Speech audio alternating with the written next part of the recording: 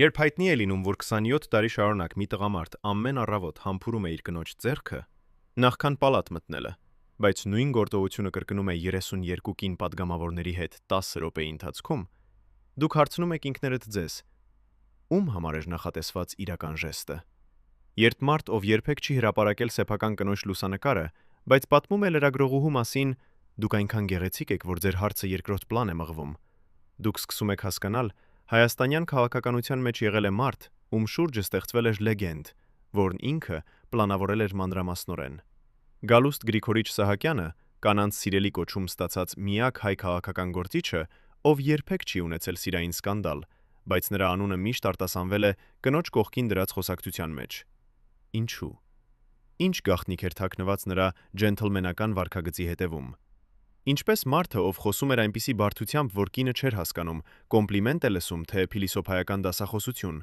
կարողացավ պահել կանանց սիրելի տիտղոսը մինչև իր վերջին օրը։ Եվ ամենակարևորը, ինչպես տիկին Ժաննա Գալստյանը երբեք հրապարակայնության չեկած կինը, ամբողջ կյանքը հանդուրժեց այն, որ նրա ամուսինը հանրությանը ներկայացնում էր որպես կանանց փիլիսոփա, բայց ոչ մի անգամ չհիշատակեց նրա անունը։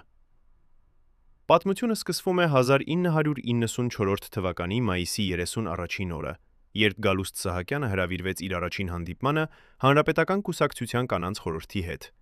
Նա այդ օրն անցկացրել էր իր սենյակում, որոնելով այն բառերը, որոնք պետք է արտասանի, երբ հայտնվի 30 կանանց հայացքի ներքո։ Նրա թղթապանակի մեջ գտնվում էր նախապատրաստված ելույթ 5 էջանոց, որտեղ նա փորձել էր սահմանել կին հասկացությունը, օգտագործելով 3 տիեզերական մետաֆորա, 7 բարոյական եզրույթ և 1 թագավորական համեմատություն։ Բայց երբ նա մտավ դահլիճ, որտեղ նրան սպասում էին Հերմինե Նաղդալյանը, պալատի ապագա փոխնախագահը, Շուշան Պետրոսյանը, երգչուհին, ով նոր էր եկել քաղաքականություն, և 30 հոգի ևս, ովքեր նայում էին նրան ընդվզված հայացքով, քանի որ ուշացել էր 15 րոպե, Գալուստ Սահակյանը հասկացավ՝ ելույթը չի աշխատի։ Նա լռեց 3 երկար վայրկյան, հետո ժպտաց և ասաց. «Ձեզ համար ես պատրաստել էի պատասխան այն հարցին, որը դուք ինձ չեք տվել, բայց հիմա տեսնում եմ, այդ հարցը ձեր հայացքում է»։ Դահլիճում սառը լռություն էր, մինչև Հերմինե Նաղդալյանը հարցրեց. «Ինչ հարց»։ Սահակյանը պատասխանեց. «Ձեր հարցը ոչ թե բառերով է, այլ սպասումով, և ես պատասխանում եմ. այո, ես գիտեմ, որ դուք սպասում եք, որ ես ձեզ վերաբերվեմ որպես գործընկերների, բայց ձեզ համար ես միշտ կլինեմ այն մարդը, ով հարգում է ձեր իրավունքը լինել կին, նախքան քաղաքական գործիչ լինելը»։ Դահլիճում ապտակ հնչեց, երբ Շուշան Պետրոսյանը ծափահարեց մեկ անգամ, հետո ծիծաղեց և ասաց. «Գալուստ Գրիգորիչ, դուք գիտեք, որ հիմա խոսեցիք ինչպես տղամարդ, ով փորձում է խուսափել հարցից»։ Սահակյանը ժպտաց և հայտարարեց. «Դուք իրավունք ունեք մտածել այդպես, բայց ես կասեմ, որ սա իմ եղանակն է, ասելու, որ ես ձեզ հետ եմ»։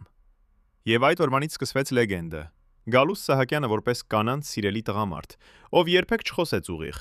բայց միշտ թողնում էր տպավորություն, որ իմանում է ճիշտ պատասխանը։ Նրա գաղտնիքը պարզ էր։ Նա երբեք չէր պատասխանում հարցին, այլ ստեղծում էր մթնոլորտ, որտեղ կինը զգում էր, որ նրա հարցը արժեքավոր է։ Եվ այդ տակտիկան աշխատում էր տասնյակ տարիներ։ Բայց ինչու էր նա այդքան մտածված կերպով շարժվում կանանց հետ հարաբերություններում։ Պատասխանը թաքնված էր նրա անցյալում։ 1987 թվականից մինչև 1991 թվականը, երբ նա աշխատում էր որպես դպրոցի տնօրեն Երևանի Էրեբունի թաղամասում։ Այդ տարիներին նրա թիմի 80-ից 10%-ը կին ուսուցիչներ էին, և Սահակյանը հասկացել էր մի բան, որը հետագայում կդառնար նրա քաղաքական կարիերայի հիմքը։ Եթե կարողանաս ղեկավարել 30 կին ուսուցչի թիմը առանց կոնֆլիկտի, կարող ես ղեկավարել Հանրապետության ազգային ժողովը։ Նա մշակել էր մի համակարգ, որն անվանել էր հարմոնիայի արվեստ, երբեք չասել ոչ, երբեք չասել այո, բայց միշտ ստեղծել տպավորություն, որ լսել ես և հասկացել։ Երբ ուսուցչուհի Սվետլանա Արամյանը խնդրել էր նրանից բարձրացնել իր աշխատավարձը, պատճառաբանելով, որ ունի 3 զավակ և հիվանդ մայր, Սահակյանը պատասխանել էր. «Սվետլանա ջան, ձեր խնդրանքը հոգևոր բեռ է իմ սրտի համար, և ես կասեմ, այն օրը, երբ դպրոցը կունենա ֆինանսական ազատություն, դուք կլինեք առաջինը, ում մասին ես կմտածեմ»։ Սվետլանան հասկացել էր, սա նշանակում է ոչ, բայց նա զգացել էր, որ նրա ցավը լսվել է, և դա բավարար էր։ Երբ երիտասարդ ուսուցչուհի Գայանե Մարգարյանը բողոքել էր, որ տղա աշակերտները նրան չեն հարգում, քանի որ նա շատ երիտասարդ է, Սահակյանը կանչել էր 3 խախտողներին իր սենյակ եւ ասել. «Տղաներ, դուք տեսնում եք տիկին Գայանեին։ Եվ ես ուզում եմ հարցնել, արդյոք իմաստուն մարդը չափում է ուսուցչին տարիքով, թե գիտելիքով, եւ եթե դուք ընտրել եք առաջինը, ապա ես պետք է հասկանամ, դուք դեռ երեխա եք, եւ երեխաներին ես չեմ թողնում 10-րդ դասարանում»։ Տղաները ցած իջեցրել էին գլուխները, եւ Գայանե Մարգարյանը երբեք այլևս չէր բողոքել։ Այդ փորձը նա տեղափոխել էր քաղաքական պալատ, երբ 1994 թվականին ընտրվել էր Հանրապետական կուսակցության անդամ, իսկ 2 տարի անց դարձել խմբակցության անդամ ազգային ժողովում։ Նա իսկույն նկատել էր, որ քաղաքականության մեջ կանայք վարվում են 2 ծայրահեղության մեջ, կամ փորձում են լինել ավելի կոշտ, քան տղամարդիկ, որպեսզի հարգանք ստանան, կամ օգտագործում են իրենց կանացիությունը որպես զենք։ Սահակյանը գտել էր երրորդ ճանապարհը։ Նա վերաբերվում էր կին падգամավորներին ճիշտ այնպես, ինչպես իրենք ուզում էին։ Նրանք քաղաքական գործիչներ էին, բայց նա երբեք չէր մոռանում, որ նրանք կանայք են։ Երբ Հերմինե Նաղդալյանը առաջին անգամ ելույթ էր ունենում որպես փոխնախագահ եւ նրա ձայնը դողում էր հուզմունքից, Սահակյանը նստած էր առաջին շարքում եւ պարբերաբար գլխովի էր կատարում հաստատման ժեստեր։ Ելույթից հետո նա մոտեցել էր նրան եւ ասել. «Հերմինե ջան, դուք այսօր խոսեցիք ոչ թե որպես քաղաքական գործիչ, այլ որպես մայր, ով էս մայր, ով պաշտպանում է իր երկրի ապագան, եւ դա ավելի ուժեղ է, քան ցանկացած քաղաքական ելույթ»։ Հերմինեն այդ խոսքերը երբեք չէր մոռացել, եւ հետագայում նրանք դարձել էին ամենամոտ գործընկերները, պալատի մայր եւ հայր կերպարները, ինչպես կատակում էին լրագրողները։ Բայց կար մի կին, ում համար Սահակյանի վարքագիծը միշտ մնացել էր գաղտնիք՝ տիկին Ժաննա Գալստյանը, նրա կինը, ով երբեք չէր գալիս հանրային միջոցառումներին, երբեք չէր լուսանկարվում ամուսնու կողքին եւ երբեք չէր տվել հարցազրույց։ Ով էր այդ կինը, ով 30 տարի ապրում էր մարդու հետ, ում շուրջը պտտվում էին կանայք, եւ ինչու էր նա պահպանում լռություն։ Եվ այդ օրվանից սկսվեց լեգենդը՝ Գալուստ Սահակյանը որպես կանանց սիրելի տղամարդ, ով երբեք չխոսեց ուղիղ, բայց միշտ թողնում էր տպավորություն, որ գիտի ճիշտ պատասխանը։ Նրա գաղտնիքը պարզ էր։ Նա երբեք չէր պատասխանում հարցին, այլ ստեղծում էր մթնոլորտ, որտեղ կինը զգում էր, որ իր հարցն արժեքավոր է, եւ այդ տակտիկան աշխատում էր տասնյակ տարիներ։ Տիկին Ժաննա Գալստյանի մասին գիտենք շատ քիչ, քանի որ նա ընտրել էր լռության ճանապարհը։ Բայց գոյություն ունի մի հարցազրույց, որը նա տվել է 1998 թվականին, մի փոքրիկ օրաթերթին, երբ հարցրել էին ինչպես է զգում իրեն որպես հայտնի քաղաքական գործիչի կին։ Նրա պատասխանը եղել է կարճ, բայց խորիմաստ. «Ես չեմ զգում իրեն որպես քաղաքական գործիչ, ես զգում եմ որպես իմ ամուսնուն, ով ամեն առավոտ համբուրում է իմ ձեռքը եւ հարցնում. արդյոք ես լավ քնած եմ, եւ դա ավելի կարեւոր է, քան այն, թե նա ով է հանրության մոտ»։ Այդ պատասխանը բացահայտում էր ամեն ինչ։ Ժաննա Գալստյանը գիտեր, որ Գալուստ Սահակյանը հանրության մոտ ունի կերպար, բայց նա նաեւ գիտեր, որ տանը նա ուրիշ մարդ է։ Նրանք ամուսնացել էին 1984 թվականին, երբ Սահակյանը դեռ երիտասարդ ուսուցիչ էր, եւ Ժաննան աշխատում էր որպես գրադարանավար։ Նրանց ծանոթությունը եղել էր պարզ։ Սահակյանը եկել էր գրադարան եւ խնդրել գրք վերցնել Պուշկինի մասին, իսկ Ժաննան տվել էր նրան այլ գիրք՝ Լերմոնտովի մասին, ասելով. «Եթե ուզում եք հասկանալ Պուշկինին, սկսեք Լերմոնտովից, քանի որ նա ավելի մութ է, եւ լույսը միշտ ավելի լավ է տեսանում մթության մեջ»։ Սահակյանը սիրահարվել էր այդ պահին ոչ թե նրա մգեղեցկությանը, այլ նրա մտածողությանը։ Նրանց ամուսնությունը եղել է հանգիստ, անխռով, առանց սկանդալների, բայց լի խորիմաստ պահերով։ Երբ Սահակյանը սկսեց քաղաքականության մեջ իր ճանապարհը, Ժաննան միայն մի բան խնդրեց նրանից. «Գալուստ,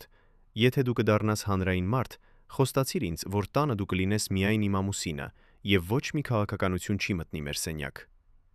Սահակյանը խոստացավ, եւ այդ խոստումը պահպանեց մինչև վերջ։ Նրանց տանը երբեք չքննարկվում էր քաղաքականություն, միայն ընտանիք, երեխաներ, հին գրքեր։ Ժաննան չէր գալիս նրա միջոցառումներին, քանի որ նա չէր ուզում լինել քաղաքական գործիչի կին։ Նա ուզում էր մնալ Ժաննա Գալստյանը, գրադարանավարը, ով սիրում էր Լերմոնտովին։ Բայց հանրությունը տեսնում էր այլ նկար՝ Գալուստ Սահակյանը, կանանց սիրելի տղամարդը, ով համբուրում էր կին падգամավորների ձեռքերը, ասում կոմպլիմենտներ լրագրողուհիներին եւ խոսում ամեն մարտի 8-ին այնպիսի բարդությամբ, որ կանայք ժպտում էին, չնայած չէին հասկանում ինչ էր նա ասում։ Նրա մարտի 8-րդի ելույթները դարձել էին ազգային երևույթ։ Ամեն տարի նա փորձում էր սահմանել կին հասկացությունը նոր բառերով։ 1999 թվականին նա ասել էր. «Կինը այդ է տիեզերական էներգիան, որը ստեղծում է կյանք»։ 1997-ին «Կինը այդ է բարոյական լույսը, որը ուղղորդում է հասարակությունը»։ 1999 թվականին «Կինը այդ է մայրության և իմաստության սինթեզը»։ Լրագրողները սիրում էին կատակել նրա վրա, բայց կին պատգամավորները պաշտպանում էին նրան, քանի որ նրանք գիտեին Սահակյանը իսկապես հարգում է իրենց։ Եվ հենց այդտեղ է թաքնված գաղտնիքը։ Գալուստ Սահակյանի կանանց սիրելի լինելու գաղտնիքը չէր թաքնված սիրային արկածներում, այլ նրա ունակության մեջ՝ ստեղծել մթնոլորտ, որտեղ կինը զգում էր, որ նա արժեքավոր է։ Նա երբեք չէր բարկանում կին լրագրողների վրա, նույնիսկ եթե նրանք տալիս էին սուր հարցեր։ Երբ 1999 թվականին մի լրագրողուհի հարցրել էր. «Գալուստ Գրիգորիչ, ինչու եք դուք միշտ խուսափում պատասխանելուց»։ Նա ժպտացել էր եւ ասել. «Քանի որ ձեր հարցը ավելի իմաստուն է, քան իմ պատասխանը, կարող է լինել, եւ ես չեմ ուզում խանգարել ձեր իմաստությանը իմ պատասխանով»։ Լրագրողուհին ծիծաղել էր եւ ասել. «Դուք հիանալի եք», եւ Սահակյանը նորից խուսափել էր հարցից։ Այդ փորձը նա տեղափոխեց քաղաքական պալատ, երբ 1994 թվականին ընտրվեց Հանրապետական կուսակցության անդամ, իսկ 2 տարի անց դարձավ խմբակցության անդամ ազգային ժողովում։ Նա իսկույն նկատեց, որ քաղաքականության մեջ կանայք վարվում են երկու ծայրահեղությամբ, կամ փորձում են լինել ավելի կոշտ, քան տղամարդիկ, որպեսզի հարգանք ստանան, կամ օգտագործում են իրենց կանացիությունը որպես զենք։ Սահակյանը գտավ երրորդ ճանապարհը։ Նա վերաբերվում էր կին պատգամավորներին ճիշտ այնպես, ինչպես իրենք ուզում էին, բայց երբեք չէր մոռանում, որ նրանք նաև կանայք են։ Երբ Հերմինե Նաղդալյանը առաջին անգամ ելույթ ունեցավ որպես փոխնախագահ եւ նրա ձայնը դողում էր հուզմունքից, Սահակյանը նստած էր առաջին շարքում եւ պարբերաբար գլխովի կատարում էր հաստատման ժեստեր։ Ելույթից հետո նա մոտեցավ նրան եւ ասաց. «Հերմինե ջան, դուք այսօր խոսեցիք ոչ թե որպես քաղաքական գործիչ, այլ որպես մայր, ով պաշտպանում է իր երկրի ապագան, եւ դա ավելի ուժեղ է, քան ցանկացած քաղաքական ելույթ»։ Հերմինեն այդ խոսքերը երբեք չմոռացավ, եւ հետագայում նրանք դարձան ամենամոտ գործընկերները, պալատի մայր եւ հայր կերպարները, ինչպես կատակում էին լրագրողները։ Երբ Շուշան Պետրոսյանը, երգչուհին, ով նոր էր եկել քաղաքականություն, խնդրեց Գալուստ Սահակյանից խորհուրդ, ինչպես վարվել տղամարդ պատգամավորների հետ, ովքեր չէին ընդունում նրան լուրջ, քանի որ նրան ճանաչում էին որպես էստրադի աստղ, Սահակյանը նստեց նրա դիմաց իր սենյակում եւ 3 րոպե լռում էր։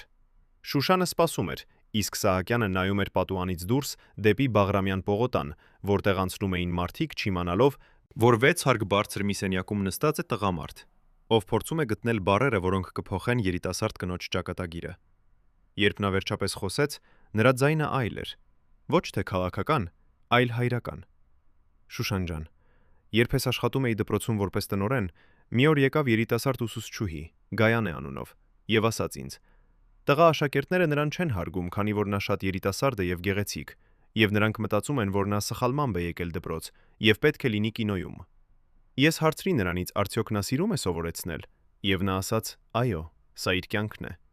Այն ժամանակ ես հասկացա, խնդրեմը ոչ թե նրա մեջ է, այլ տղաների մեջ, ովքեր չեն տեսնում ուսուցչին, այլ տեսնում են միայն կնոջը։ Ես կանչեցի այդ տղաներին եւ ասացի. «Եթե դուք չեք կարողանում տեսնել ուսուցչին կնոջ հագուստի հետևում, ապա դուք դեռ երեխա եք, եւ երեխաներին ես չեմ թողնում 10-րդ դասարանում»։ Տղաները ցած իջեցրին գլուխները, եւ Գայանե Մարգարյանը երբեք այլևս չբողոքեց։ Հիմա ես դες կասեմ նույնը։ Եթե տղամարդ պատգամավորները չեն տեսնում ձեր քաղաքական իմաստությունը, այլ տեսնում են միայն երգչուհուն, ապա նրանք դեռ քաղաքական երեխաներ են։ Եվ դուք պետք է ցույց տաք, որ դուք ուսուցիչն եք, ով կսովորեցնի նրանց ինչպես տեսնել մարդուն իր անցյալի հետևում։ Շուշան Պետրոսյանը լսում էր այդ խոսքերը, եւ նրա աչքերում լույս էր վառվում։ Նա չէր սպասում այսպիսի պատասխանի։ Նա սպասում էր պարզ խորհրդի, բայց Սահակյանը տվեց նրան ճանապարհ։ Երբ նա դուրս եկավ սենյակից, նա գիտեր ինչ անել։ Հաջորդ նիստում, երբ մի տղամարդ պատգամավոր փորձեց նրան խափանել, ասելով թե երգչուհիները պետք է երգեն, ոչ թե խոսեն քաղաքականության մասին, Շուշանը պատասխանեց. «Եվ քաղաքական գործիչները պետք է քաղաքականություն անեն, ոչ թե սեքսիզմ ցուցաբերեն։ Բայց ես տեսնում եմ, դուք դեռ սովորում եք տարբերությունը»։ Դահլիճում ծափահարություններ հնչեցին, Իսկ Գալուստ Սահակյանը, ով նստած էր նախագահի աթոռին, թեթևակի ժպտաց եւ շարունակեց նիստը, որպես թե ոչինչ չէր եղել։ Բայց նիստից հետո նա մոտեցավ Շուշանին եւ ասաց. «Այսօր դուք խոսեցիք ոչ թե որպես ուսանող, այլ որպես ուսուցիչ, եւ ես հպարտ եմ ձեզանով»։ Այդ դեպքը տարածվեց պալատում, եւ կանայք սկսեցին հասկանալ. Գալուստ Սահակյանը ոչ թե պարզապես կանանց սիրելի տղամարդ է, այլ նա մարդ է, ով հավատում է, որ կինը կարող է լինել ուժեղ, առանց հրաժարվելու իր կանացիությունից։ Բայց այդ հավատը ծագել էր մի տեղից, որը շատ քչերը գիտեին՝ նրա մայրից։ Գալուստ Սահակյանի մայրը, Սիրանուշ Սահակյանը, աշխատել էր որպես բժիշկ Երևանի 5-րդ թվի հիվանդանոցում 1958 թվականից մինչև 1981 թվականը։ Նա ապրել էր երկու աշխարհում։ Մի կողմից նա կին էր, ով պարտավոր էր հարգել խորհրդային կարգերը, մյուս կողմից նա բժիշկ էր, ով փրկում էր կյանքեր, եւ ոչ ոք չէր կարող նրան ասել ինչ անել։ Երբ Գալուստը փոքր էր, նա տեսնում էր, թե ինչպես է մայրը վերադառնում տուն, հյուծված, բայց հպարտ, եւ պատմում իր ամուսնուն Գրիգորին, թե ինչպես այսօր փրկել է երկու կյանք՝ մոր եւ մանկան, եւ արել է դա առանց որևէ բժշկական սարքավորման, միայն իր ձեռքերով եւ գիտելիքով։ Գրիգորը լսում էր եւ ասում. «Սիրանուշ, դու ոչ թե կին ես, Այլ հրեշտակ։ Եվ Սիրանուշը պատասխանում էր. Ես կին եմ, ով ունի հրեշտակի գործ, եւ դա տարբերություն է։ Գալուստը մեծացավ այդ միտքը լսելով. կինը կարող է լինել ուժեղ, առանց դադարելու լինել կին։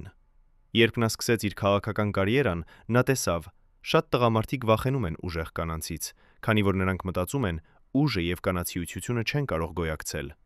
Սահակյանը գիտեր, սա սխալ է, քանի որ նա տեսել էր իր մոր մեջ այդ երկու սկզբունքների համակցումը։ Հենց այդ պատճառով նա երբեք չէր վախենում աշխատել կին պատգամավորների հետ կամ տալ նրանց ազդեցիկ պաշտոններ։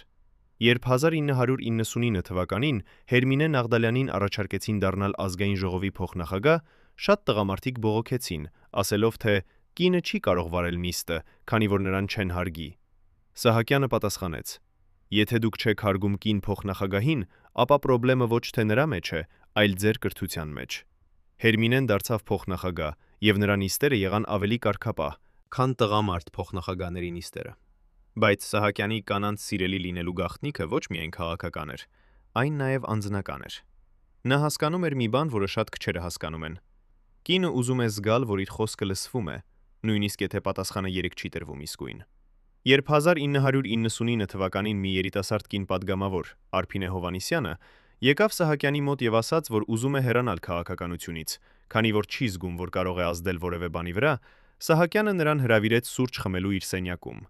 Նրանք նստեցին, եւ Սահակյանը չխոսեց 10 րոպե, միայն լսում էր, թե ինչպես է Արփինեն պատմում իր հիասթափությունը, իր զայրույթը, իր անկարողության զգացումը։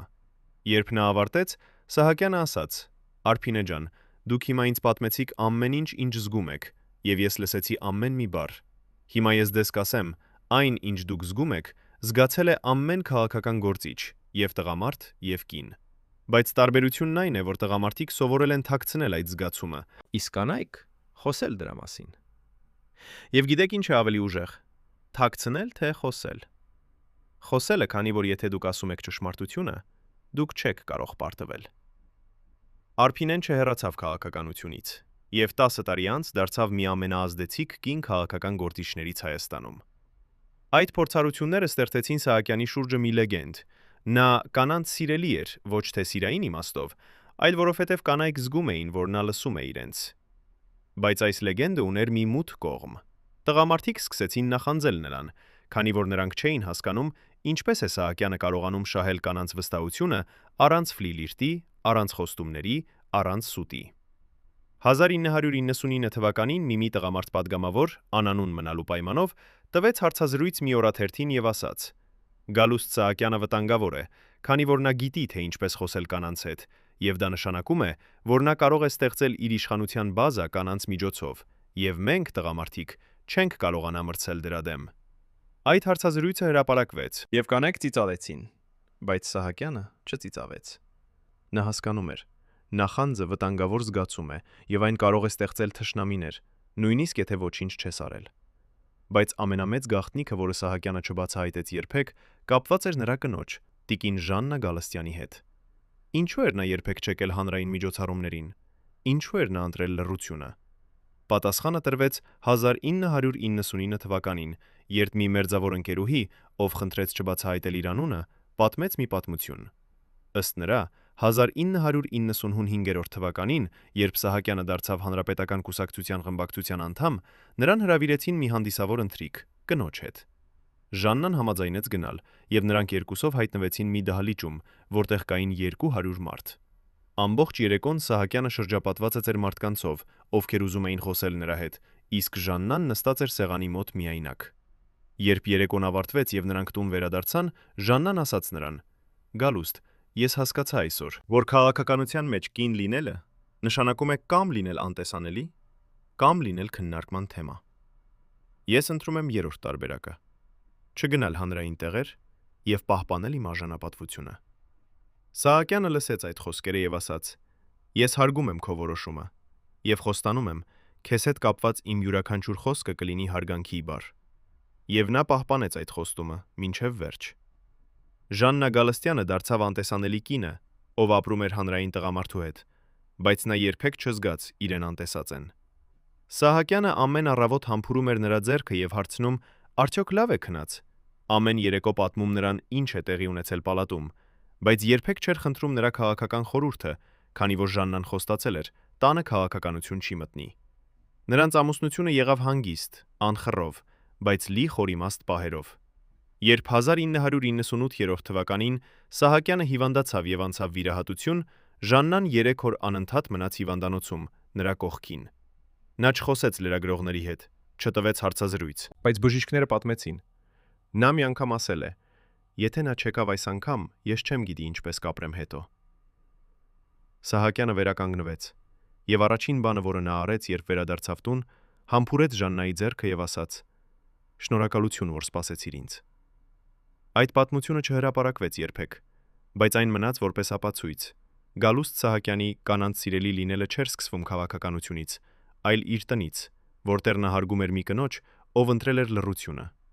Բայց եթե Ժաննան ընտրեց լռությունը, ապա ով էր խոսում Սահակյանի մասին։ Կան մարդիկ, ովքեր գիտեն ճշմարտությունը, բայց պահում են լռությունը, քանի որ ճշմարտությունը երբեմն ավելի ուժեղ է, երբ չի ասվում։ Երբ Գալուստ Սահակյանը առաջին անգամ ելույթ ունեցավ ազգային ժողովի ամբիոնից, որպես խմբակցության անդամ 1996 թվականի մայիսի 18-ին, նա պատրաստել էր 13 էջանոց տեքստ երկրի տնտեսական ռազմավարության մասին։ Տեքստը գրված էր պարզ լեզվով, թվեր, փաստեր, տնտեսական մոդելներ։ Բայց երբ նա սկսեց կարդալ, նա նկատեց. 10 րոպե անց մարդիկ սկսեցին խոսել միմյանց հետ, եւ երկու падգամավոր իսկապես քնեցին։ Սահակյանը կանգ առավ, նայեց դահլիճին եւ հասկացավ. պարզ լեզուն չի աշխատում քաղաքականության մեջ, քանի որ մարդիկ սովորել են չլսել։ Հետո նա արեց մի բան, որը փոխեց նրա ամբողջ քաղաքական կարիերան։ Նա փակեց թղթապանակը, հեռացավ ամբիոնից եւ խոսեց առանց տեքստի, օգտագործելով բառեր, որոնք ոչ ոք չէր հասկանում, բայց բոլորը լսում էին։ Նա ասաց. «Տնտեսությունը ոչ թե թվերի խաղ է, այլ հասարակության էներգետիկ հավասարակշռության արտահայտություն։ Եվ երբ մենք խոսում ենք բյուջեի մասին, մենք խոսում ենք ոչ թե դրամի, այլ ժողովրդի ապագայի մասին, որը կախված է մեր ունակությունից, տեսնել անտեսանելին եւ հասկանալ անհասկանալին»։ Դահլիճում լռություն էր։ Մարդիկ դադարեցին խոսել, քնելը արթնացան, եւ բոլորը նայում էին նրան, փորձելով հասկանալ, թե ինչ ասաց։ Երբ նա ավարտեց ելույթը, ծափահարություններ հնչեցին, բայց ոչ ոք չկարող էր բացատրել, ինչի մասին էր խոսում Սահակյանը։ Այդ օրը ծնվեց Գալուստ Սահակյանի երկրորդ լեգենդը՝ տղամարդը, ով խոսում է այնպիսի բարդությամբ, որ կամ դու մտածում ես նա հանճար է, կամ դու մտածում ես նա խելագար է, բայց երբեք չես հասկանում որն է ճիշտը։ Լրագրողները սկսեցին հավաքել նրա արտահայտությունները եւ ստեղծել ընտրություններ։ Գալուստ Սահակյանի 10 ամենաանհասկանալի նախադասությունները։ Մի լրագրող գրել է. «Սահակյանը խոսում է այնպես, որ կարծես թարգմանում է հայերենից հայերեն»։ Մեկ այլ լրագրող նշել է. «Երբ Սահակյանը պատասխանում է հարցին, դու չես հասկանում արդյոք նա պատասխանեց, թե նոր հարց տվեց»։ Բայց Սահակյանը չէր վիրավորվում։ Նա ժպտում էր եւ շարունակում խոսել իր ոճով։ Բայց ինչու էր նա խոսում այդպես։ Պատասխանը գտնվում է 1980-րդ թվականներում, երբ Սահակյանը դասավանդում էր գրականություն դպրոցում։ Նա սիրում էր կարդալ հայ դասական գրողներին՝ Ռաֆին, Շիրվանզադեին, Չարենցին, եւ նա նկատել էր մի բան. նրանք երբեք չէին գրում պարզ նախադասություններով, քանի որ գիտեին, գեղեցկությունը թաքնված է բարդության մեջ։ Սահակյանը փորձեց տեղափոխել այդ սկզբունքը քաղաքականություն, բայց նա անտեսեց մի փաստ. գրականությունը եւ քաղաքականությունը տարբեր լեզուներ են։ Գրականության մեջ բարդությունը գնահատվում է, բայց քաղաքականության մեջ պարզությունը։ Սահակյանը սովորեց այս դասը շատ ուշ, երբ մի օր մի լրագրող հարցրեց նրանից. «Գալուստ Գրիգորիչ, դուք կարող եք բացատրել, թե ինչպես է բյուջեն օգնելու ժողովրդին առանց փիլիսոփայական տերմինների»։ Սահակյանը մտածեց 3 վայրկյան եւ ասաց. «Եթե ես բացատրեմ առանց փիլիսոփայության, ապա ես կկորցնեմ այն, ինչ ուզում եմ ասել, բայց եթե ես բացատրեմ փիլիսոփայությամբ, դուք կկորցնեք այն, ինչ ես ասացի, եւ այսպիսով մենք երկուսս էլ կկորցնենք, բայց գոնե կմնա խոսքի գեղեցկությունը»։ Լրագրողը ծիծաղեց եւ գրեց. Սահակյանը պատասխանեց. «Բայց ես դեռ չեմ հասկանում, ինչ ասաց»։ Այդ ոճը դարձավ Սահակյանի ապրանքանիշը, եւ մարդիկ սպասում էին նրա ելույթներին, ոչ թե լսելու քաղաքական պատասխան, այլ լսելու նրա նախադասությունների լաբիրինթոսը։ 1999 թվականին Սահակյանը ասաց. «Քաղաքականությունը ոչ թե ընտրությունների արդյունքն է, այլ հասարակության հոգևոր ճամփորդության արտացոլանքը երկու անհայտ կետերի միջև. անցյալը, որը մենք չենք հիշում, եւ ապագան, որը մենք չենք կարող պատկերացնել»։ Այդ նախադասությունը հրապարակվեց բոլոր օրաթերթերում, եւ մարդիկ քննարկեցին 3 օր, փորձելով հասկանալ իմաստը։ Մի փիլիսոփայության դասախոս վերլուծեց այդ նախադասությունը եւ եզրակացրեց. Սահակյանը փորձում է ասել, որ քաղաքականությունը անորոշ գործընթաց է, բայց նա այդ պարզ միտքը փաթաթել է այնպիսի բարդության մեջ, որ այն դարձել է գեղարվեստ։ Բայց Սահակյանի ոճը ոչ միայն կատակի թեմա էր, այն նաեւ իշխանության գործիք էր։ Երբ նրան տալիս էին սուր հարց, որը չէր ուզում պատասխանել, նա օգտագործում էր իր լեզվական լաբիրինթոսը խուսափելու համար։ 1998 թվականին մի լրագրող հարցրեց. «Գալուստ Գրիգորիչ, արդյոք ճիշտ է, որ կուսակցությունը փոխելու է իր դիրքորոշումը տնտեսական բարեփոխումների հարցում»։ Սահակյանը պատասխանեց. «Երբ մենք խոսում ենք բարեփոխումների մասին, մենք խոսում ենք ոչ թե փոփոխության, այլ էվոլյուցիայի մասին։ Եվ էվոլյուցիան ընդհանրապես չի փոխում դիրքորոշումը, այլ ընդլայնում է հորիզոնը։ Եվ ընդլայնված հորիզոնում կարող են գոյություն ունենալ հին դիրքորոշումը եւ նորը միաժամանակ, ստեղծելով սինթեզ, որը ոչ մեկն է ոչ մյուսը, այլ երրորդ տարբերակը, որը մենք դեռ չենք սահմանել»։ Լրագրողը գրեց իր նոտատետրում. Սահակյանը ասաց. «Գուցե այո, գուցե ոչ, գուցե մի բան այլ, բայց ոչ ոք չգիտի ինչ»։ Այդ տեխնիկան նրան օգնեց խուսափել տասնյակ սկանդալներից եւ պահպանել իր հեղինակությունը տարբեր խմբերի մոտ։ Որովհետեւ երբ ոչ ոք չի հասկանում ինչ ես ասում, ոչ ոք չի կարող քննադատել քո դիրքորոշումը։ Բայց այդ ոճը ուներ մի թերություն. երբ մարդիկ սովորվում են, որ դու երբեք չես պատասխանում ուղիղ, նրանք դադարում են հարցնել լուրջ հարցեր։ 1999 թվականից սկսած լրագրողները դադարեցին տալ Սահակյանին բարդ քաղաքական հարցեր եւ փոխարենը սկսեցին հարցնել նրանից անտեղի բաներ, պարզապես լսելու նրա պատասխանը։ Մի լրագրող հարցրեց. «Գալուստ Գրիգորիչ, ինչպիսին է ձեր սիրելի գույնը»։ Սահակյանը պատասխանեց. «Գույնը ոչ թե ֆիզիկական երևույթ է, այլ մարդու ներաշխարհի արտացոլանքը արտաքին աշխարհում, եւ եթե ես պետք է ընտրեմ մի գույն, ես կընտրեմ այն գույնը, որը չի գոյություն ունենում, երևակայության գույնը»։ Լրագրողը ծիծաղեց եւ գրեց. «Սահակյանը չի սիրում ոչ մի գույն, կամ սիրում է բոլոր գույները, կամ ինչ որ բան միջնապատում»։ Բայց այս կատակների հետևում թաքնված էր մի տխուր ճշմարտություն. Գալուստ Սահակյանը դարձել էր մեդիա կերպար, ոչ թե քաղաքական գործիչ։ Մարդիկ հիշում էին նրա անհասկանալի նախադասությունները, բայց մոռացել էին նրա քաղաքական դիրքորոշումները։ Երբ 1999 թվականին նրան ընտրեցին որպես Հանրապետական կուսակցության խմբակցության ղեկավար, շատերը զարմացան. ինչու։ Բայց ովքեր ուշադիր նայում էին քաղաքականությանը, հասկանում էին, Սահակյանը ոչ թե պարզապես տղամարդ էր, ով խոսում է անհասկանալի, այլ նա տղամարդ էր, ով գիտեր, թե ինչպես հավաքել տարբեր խմբերը մի դրոշի տակ առանց նրանց միջև կոնֆլիկտների։ Նրա լեզվական լաբիրինթոսը թույլ էր տալիս, որ ամեն մեկը տեսներ նրա խոսքերում այն, ինչ ուզում էր տեսնել։ Ազատականները մտածում էին, Սահակյանը ազատական է։ Պահպանողականները մտածում էին, նա պահպանողական է, իսկ Սահակյանը մնում էր հենց Սահակյանը։ Բայց ինչպես էր նա դարձել այդպիսի տղամարդ։ Պատասխանը կրկին թաքնված է նրա անցյալում, երբ նա երիտասարդ ուսուցիչ էր։ Նա դասավանդում էր գրականություն, եւ նրա աշակերտները սիրում էին նրան, քանի որ նա չէր դասավանդում ըստ ուսումնական պլանի, այլ ըստ սրտի։ Նա պատմում էր Չարենցի մասին, ոչ թե որպես քաղաքական հալածյալի, այլ որպես բանաստեղծի, ով փնտրում էր իմաստը կյանքի մեջ եւ չգտավ։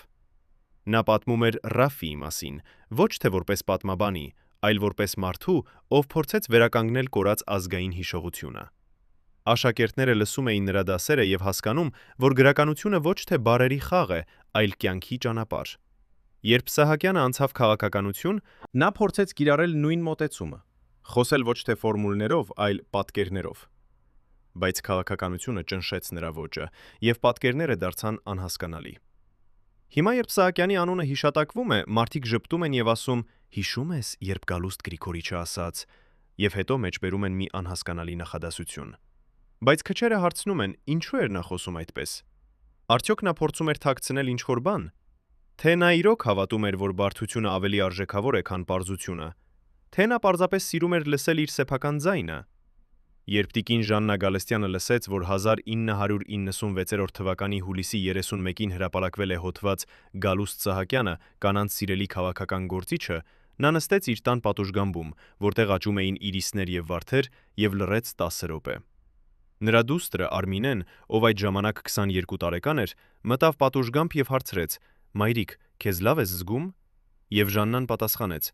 «Արմինե ջան, ես զգում եմ ինձ այնպես, ինչպես միշտ եմ զգացել, որպես կին, ով ամուսնացած է մարդու հետ, ում հանրությունը սիրում է, բայց ով տանը մնում է իմ ամուսինը»։ Արմինեն նստեց մոր կողքին եւ ասաց. «Բայց մայրիկ, քեզ չի անհանգստացնում, որ այդ հոդվածում գրում են հայրիկը շատ ժամանակ է անցկացնում կին падգամավորների հետ»։ Ժաննան ժպտաց եւ պատասխանեց. «Արմինե, եթե ես վստահություն չունենայի քո հոր նկատմամբ, ես չէի ամուսնացած նրա հետ 32 տարի»։ Այդ օրվանից սկսվեց երրորդ լեգենդը Գալուստ Սահակյանի շուրջը։ Տիկին Ժաննա Գալստյանը որպես երկաթյա համբերության կին, ով ամբողջ կյանքը հանդուրժեց ամուսնու հանրային կերպարը, կանանց սիրելի տղամարդը։ Բայց ինչպես կարող էր մի կին հանդուրժել այդ իրավիճակը 32 տարի։ Պատասխանը պարզ է։ Նա հասկանում էր մի բան, որը շատ քչերը հասկանում են. հանրային կերպարը եւ անձնական ինքնությունը երկու տարբեր բաներ են, եւ եթե դու սիրում ես մարդուն, դու ընդունում ես նրա երկու կողմերը։ Ժաննան ծանոթացել էր Գալուստ Սահակյանին 1984 թվականի մարտի 16-ին, երբ նա եկել էր գրադարան Պուշկինի մասին գիրք վերցնելու, իսկ Ժաննան տվել էր նրան Լերմոնտովի մասին գիրք, ասելով. «Եթե ուզում եք հասկանալ Պուշկինին, սկսեք Լերմոնտովից, քանի որ նա ավելի մութ է, եւ լույսը միշտ ավելի լավ է տեսանում մթության մեջ»։ Սահակյանը սիրահարվել էր այդ խոսքին, եւ նրանք սկսեցին հանդիպել գրադարանում, խոսելով գրքերի, կյանքի, երազների մասին։ Երբ Սահակյանը առաջարկեց ամուսնանալ, Ժաննան խնդրեց 3 պայման։ Առաջինը. նրանք երբեք չեն քննարկի քի քաղաքականություն տանը։ Երկրորդը. Սահակյանը երբեք չի բերի իր հանրային կերպարը տուն։ Երրորդը. Ժաննան կմնա անտեսանելի հանրության համար։ Սահակյանը համաձայնեց, եւ նրանք ամուսնացան 1984 թվականի հունիսի 31-ին օրը։ Նրանց ամուսնությունը եղավ հանգիստ, անխռով, բայց լի խորիմաստ պահերով։ Ամեն առավոտ Սահակյանը արթնանում էր 6 ժամին, գնում Ժաննայի մոտ, ով դեռ քնած էր, եւ համբուրում նրա ձեռքը։ Ժաննան արթնանում էր եւ ժպտում։ Հետո նրանք նախաճաշում էին միասին, եւ Սահակյանը պատմում ամբողջ օրվա պլանը։ Բացառությամբ քաղաքական հանդիպումների։ Ժաննան լսում էր եւ տալիս խորհուրդներ, ոչ թե քաղաքական, այլ մարդկային։ Երբ Սահակյանը խնդրեց նրանից գալ իր առաջին հանրային ելույթին 1996 թվականին, Ժաննան ասաց. «Գալուստ, ես չեմ գա, քանի որ եթե ես գամ, ես կդառնամ մի մասը քո հանրային կերպարի, եւ ես չեմ ուզում լինել քո կերպարի մաս, ես ուզում եմ լինել քո սրտի մաս»։ Սահակյանը հասկացավ եւ երբեք այլևս չխնդրեց։ Բայց հանրությունը չէր հասկանում այդ որոշումը։ Մարդիկ սկսեցին խոսել, ինչու Ժաննան երբեք չի գալիս հանրային միջոցառումներին, եւ սկսեցին ստեղծվել տեսություններ։ Մեկը ասաց. «Գուցե նա հիվանդ է», մեկ ուրիշը. «Գուցե նրանք բաժանված են», երրորդը. «Գուցե նա ամաչկոտ է»։ Բայց ճշմարտությունը ոչ մեկն էր այդ տեսություններից։ Ժուններից։ Ժաննան պարզապես ընտրել էր լռությունը, քանի որ նա հասկացել էր, հանրության ուշադրությունը կործանարար է անձնական կյանքի համար։ 1999 թվականին, երբ մի լրագրող հաջողեց հասնել Ժաննային եւ հարցրեց. «Ինչու նա երբեք չի գալիս ամուսնու միջոցառումներին», Ժաննան պատասխանեց. Քանի որ ես ուզում եմ, որ իմ ամուսինը հանրության մոտ լինի, Գալուստ Սահակյանը, քաղաքական գործիչը, իսկ ինձ մոտ Գալուստը, տղամարդը, ով սիրում է Իրիսները եւ Լերմոնտովին։ Այդ պատասխանը հրապարակվեց, եւ հանրությունը զարմացավ։ Ժաննա Գալստյանը չէր երրորդ Հանց Սահակյանի կյանքում, նա էր կենտրոնը, որի շուրջը պտտվում էր ամեն ինչ։ Երբ Սահակյանը հիվանդացավ 1998 թվականին եւ անցավ սրտի վիրահատություն, Ժաննան 3 օր անընդհատ մնաց հիվանդանոցում, նրա կողքին։ Նա չխոսեց լրագրողների հետ, չտվեց հարցազրույց, բայց բժիշկները պատմեցին, նա մի անգամ ասել է. «Եթե նա չեկավ այս անգամ, ես չեմ գիտի ինչպես կապրեմ հետո»։ Սահակյանը վերականգնվեց, եւ առաջին բանը, որը նա արեց, երբ վերադարձավ տուն, համբուրեց Ժաննայի ձեռքը եւ ասաց. «Շնորհակալություն, որ սպասեցիր ինձ»։ Ժաննան ժպտաց եւ պատասխանեց. «Ես միշտ կսպասեմ քեզ»։ Այդ պատմությունը բացահայտում է Ժաննա Գալստյանի լեգենդի գաղտնիքը։ Նա երկաթյա համբերություն ուներ ոչ թե որովհետև չուներ այլընտրություն, այլ որովհետև նա գիտեր, իր ամուսինը արժանի էր սպասման։ Բայց արդյոք Սահակյանը գիտակցում էր այդ համբերության գինը։ Արդյոք նա երբևէ ասել էր Ժաննային, որքան է գնահատում նրա լռությունը։ Արդյոք նա երբևէ զղջացել էր, որ նրա հանրային կերպարը ստեղծեց հեռավորություն իրենց միջև։ Երբ 1918 թվականի դեկտեմբերի 12-ին Ազգային ժողովի արխիվի պահակը Վաթակը 63 տարեկան Վարդան Գևորգյանը մտավ ենթահարկի երրորդ սենյակ, որտեղ պահվում էին փակ մատյանները, նա նկատեց մի բան, որը երբեք չպետք է տեսներ։ 3 մարդ, կրելով սև ձեռնոցներ եւ բժշկական դիմակներ, դասավորում էին թղթապանակներ մի մետաղյա սանդղակի վրա եւ այրում։ Վարդանը կանգ առավ դռան մոտ, չհամարձակվելով մտնել, քանի որ նա 18 տարի աշխատում էր այդ արխիվում եւ գիտեր մի ոսկի կանոն. երբ տեսնում ես այն, ինչ չպետք է տեսնես, լավագույն ընտրությունը հետ դառնալն է։ Բայց նա չդարձավ հետ։ Նա մնաց 3 րոպե եւ հաշվեց։ 27 թղթապանակ այրվեց այդ ժամանակահատվածում։ Հետո նա լսեց ձայն. «Վարդան Գևորգի, եթե դուք տեսաք ինչ-որ բան այստեղ, ապա դուք պետք է մոռանաք, քանի որ այն, ինչ այրվում է այստեղ, երբեք չի եղել»։ Վարդանը գլուխ թեքեց եւ դուրս եկավ։ Բայց նա չմոռացավ։ 10 տարի անց 1928 թվականին, երբ նա թոշակի էր անցել, նա տվեց հարցազրույց մի փոքրիկ օրաթերթին եւ պատմեց այդ պատմությունը։ Հարցազրույցը հրապարակվեց, բայց ոչ ոք չհավատաց, քանի որ Վարդանը չկարողացավ ապացուցել, ինչ էր այրվել այդ թղթապանակներում։ Բայց եթե մենք ուշադիր ուսումնասիրենք այդ ժամանակաշրջանը, 1918 թվականի դեկտեմբերը, մենք կտեսնենք մի հետաքրքիր համընկնում։ Հենց այդ ամսին Գալուստ Սահակյանը վերահաստատվեց Հանրապետական կուսակցության խմբակցության ղեկավար, եւ նրա առաջին որոշումներից մեկը եղավ վերակազմակերպել խմբակցության ներքին արխիվը։ Պաշտոնական տարբերակով սա էր անհրաժեշտ՝ արդիականացնելու եւ թվայնացնելու փաստաթղթերը։ Բայց եթե մենք խոսենք նրանց հետ, ովքեր աշխատում էին այդ ժամանակ խմբակցության աշխատակազմում, կլսենք այլ պատմություն։ Մի նախկին օգնական, ով խնդրեց չբացահայտել իր անունը, պատմեց. «Մենք ստացանք հրահանգ, բոլոր փաստաթղթերը, որոնք կապված էին Սահակյանի առողջական վիճակի, նրա անձնական հանդիպումների եւ նրա ընտանիքի ֆինանսական գիգործահքների հետ, պետք է արխիվացվեին առանձին տեղ։ Մենք հասկացանք, սա նշանակում է ոչնչացվել»։ Ինչու էր Սահակյանը պետք է ոչնչացներ այդ փաստաթղթերը։ Ինչ էր թաքնված այդ թղթապանակներում։ Եվ ամենակարևորը, ով էր այն 3 մարդը, ովքեր այրում էին դրանք։ Պատասխանները կարելի է գտնել, եթե մենք վերականգնենք այն, ինչ ոչնչացվեց։ Առաջին թղթապանակը վերաբերում էր Սահակյանի առողջական վիճակին 1919 թվականից մինչև 1918 թվականը։ Այդ ժամանակահատվածում Սահակյանը 2 անգամ մտավ հիվանդանոց։ Առաջին անգամը սրտի ցավերի համար, երկրորդ անգամը ճնշման կրիզիսի։ Բժիշկները գրել էին եզրակացություն. հիվանդը ունի սթրեսի բարձր մակարդակ, որը կապված է նրա մասնագիտական գործունեության հետ։ Բայց ինչով էր պայմանավորված այդ սթրեսը։ Փաստաթղթերում նշվում էր, Սահակյանը չէր քնում գիշերները, անընդհատ խոսում էր հեռախոսով եւ մի անգամ ասել է բժշկին. «Ես վախենում եմ ոչ թե մահից, այլ նրանից, որ մահից առաջ իմանամ ճշմարտությունը»։ Այդ նախադասությունը գրված էր բժշկական քարտում, եւ հետո այդ քարտը անհետացավ արխիվից։ Երկրորդ թղթապանակը պարունակում էր Սահակյանի անձնական հանդիպումների ցանկը 1918 թվականի հունվարից մինչև դեկտեմբերը։ Այդ ցանկում կային 26 անուն, բայց միայն 17-ը պաշտոնական էին։ Մնացած 9 հանդիպումները արձանագրված էին որպես առանց գրանցման։ Ո՞վ էին այդ մարդիկ, ում հետ Սահակյանը հանդիպում էր գաղտնի։ Ըստ մի աղբյուրի, ով տեսել է այդ ցանկը մինչև նրա ոչնչացումը, այնտեղ կային երկու բանկիրների անուններ. մեկ նախկին անվտանգության ծառայության սպայի անուն եւ 6 անուն, որոնք նա չկարողացավ հիշել։ Բայց նա հիշեց մի ամսաթիվ՝ 1918 թվականի սեպտեմբերի 18-ը։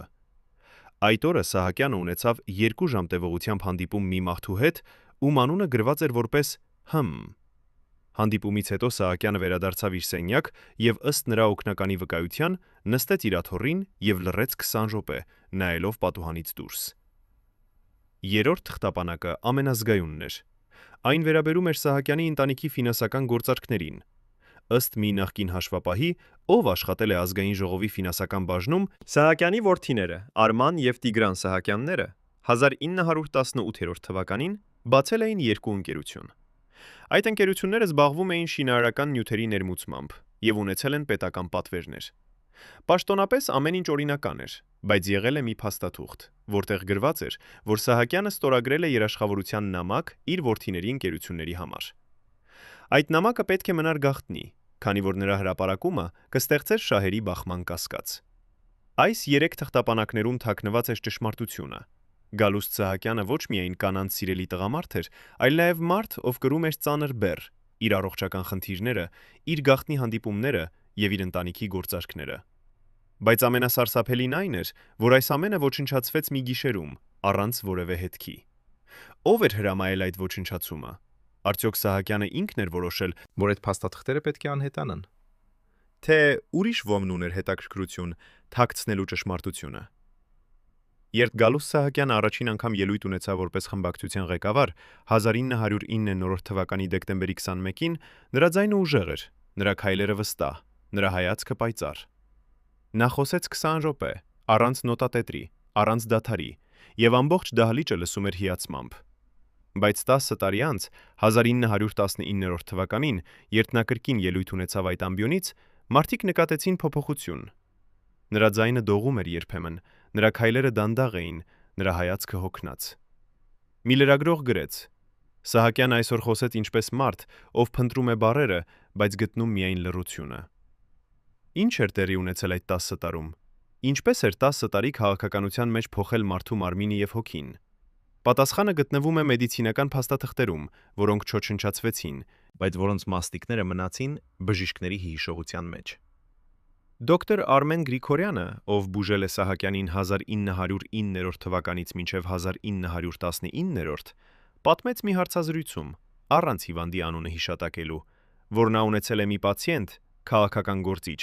ով 10 տարում ապրել է 30 տարվա սթրես։ Ըստ բժշկի, այդ մարդը 1909 թվականին կշռում էր 86 կիլոգրամ, իսկ 1919 արդեն 71 կիլոգրամ։ Նրա մազերը, որոնք 1909-ին սև էին, 1912-ին դարձան ամբողջովին ջերմակ։ Նրա ճնշումը, որը 1909-ին էր 120-80, 1919 հասավ 180-110։ Սա էր մարմնի ժամացույցը, ցույց տալով, թե ինչպես է իշխանությունը սպառում կյանքը։ Բայց ամենակարևորը նրա աչքերն էին։ Մարդիկ, ովքեր հանդիպել են Սահակյանին 1909 թվականին, պատմում են. նրա հայացքը լի էր կենսունակությամբ։ Նա նայում էր քեզ եւ դու զգում էիր, նա տեսնում է քեզ ամբողջությամբ։ Բայց 1919 թվականին նրա հայացքը փոխվել էր։ Մի մերձավոր գործընկեր պատմեց. 1919 թվականի հունվարին ես հանդիպեցի Գալուստ Գրիգորիչին նրա սենյակում, եւ երբ նա նայեց ինձ, ես տեսա մի բան, որը երբեք չէի տեսել նրա աչքերում՝ վախ։ Ոչ թե քաղաքական վախ, այլ էգզիստենցիալ վախ։ Վախ այն բանից, որ կյանքը անցնում է, եւ դու չես կարողանում կանգնեցնել այն։ Այս փոփոխությունները արտացոլում էին ոչ միայն ֆիզիկական հիվանդությունները, այլ նաեւ հոգեվոր հյուծվածությունը։ Սահակյանը 10 տարի ապրել էր 2 կյանք։ Հանրային կյանքը, որտեղ նա կանանց սիրելի տղամարդն էր, ով ժպտում էր եւ խոսում անհասկանալի նախադասություններով, եւ անձնական կյանքը, որտեղ նա տղամարդն էր, ով չէր քնում գիշերները եւ վախենում էր ապագայից։ Այս 2 կյանքերը սպառում էին նրան, եւ նրա մարմինը դարձել էր ճանապարհային քարտեզ, ցույց տալով այդ ճանապարհի թանձր գինը։ 1915 թվականին Սահակյանը սկսեց զգալ ցավեր կրծքավանդակում։ Նա չասաց ոչ ոքի, մինչև մի օր, երբ նա ընկավ իր սենյակում։ Նրան տեղափոխեցին հիվանդանոց եւ բժիշկները ախտորոշեցին սրտամկանի անբավարարություն։ Սահակյանը մնաց հիվանդանոցում 2 շաբաթ, իսկ պաշտոնական հայտարարությունը ասում էր, Սահակյանը հանգստի է անցել առողջական ցուցումներով։ Բայց իրականում նա պառկած էր հիվանդանոցային մահճակալում եւ ասում բժշկին. «Դոկտոր, ինձ մի ասեք, որ ամեն ինչ լավ կլինի։ Ասեք ինձ ճշմարտությունը, ես մեռնում եմ»։ Բժիշկը պատասխանեց. «Գալուստ Գրիգորի, դուք չեք մեռնում, բայց ձեր սիրտը հյուծված է, եւ եթե դուք շարունակեք ապրել այն կյանքով, որով ապրում եք, ձեր սիրտը կկանգնի»։ Սահակյանը լռեց եւ հետո ասաց. «Բայց ես չգիտեմ ինչպես ապրել այլ կյանքով»։ Այդ խոսակցությունից հետո Սահակյանը վերականգնվեց ֆիզիկապես, բայց ոչ հոգեպես։ Նա վերադարձավ աշխատանքի, բայց նրա մերձավորները նկատեցին. նա այլևս նույնը չէ։ Նրա ելույթները դարձան ավելի կարճ, նրա ժպիտները ավելի հազվադեպ, նրա լռությունները ավելի երկար։ 1916 թվականին, երբ նրան ընտրեցին ազգային ժողովի նախագահ, շատերը սպասում էին, որ սա կլինի նրա վերածննդի պահը, բայց փոխարենը այն դարձավ նրա ավելի խորը անկման սկիզբը։ Որովհետև նախագահի պաշտոնը բերեց նրան ավելի շատ պատասխանատվություն, ավելի շատ հանրային ուշադրություն, ավելի շատ սթրես։ Մի նախկին падգամավոր պատմեց. 1916 թվականի հունիսին ես տեսա Սահակյանին նիստից հետո, նա նստած էր իր սենյակում, գլուխը ձեռքերի մեջ, եւ երբ ես հարցրի ամեն ինչ լավ է, նա պատասխանեց. ամեն ինչ հրերաշալի է, բայց ես չգիտեմ ում համար։ Այդ պահից սկսած Սահակյանի մարմինը դարձավ պատասխանի փնտրման ժամանակ։ Նրա քնի տևողությունը կրճատվեց 3 ժամի, նրա ախորժակը կորավ, նրա քաշը իջավ։ 1917 թվականի մարտին նա նորից մտավ հիվանդանոց, այս անգամ ճնշման կրիզիսի համար։ Բժիշկները տվեցին նրան դեղամիջոցներ, բայց դեղամիջոցները չէին կարող բուժել այն, ինչ իրականում հիվանդ էր՝ նրա հոգին։ Երբ Սահակյանը վերադարձավ տուն հիվանդանոցից, տիկին Ժաննա Գալստյանը նստեց նրա կողքին եւ ասաց.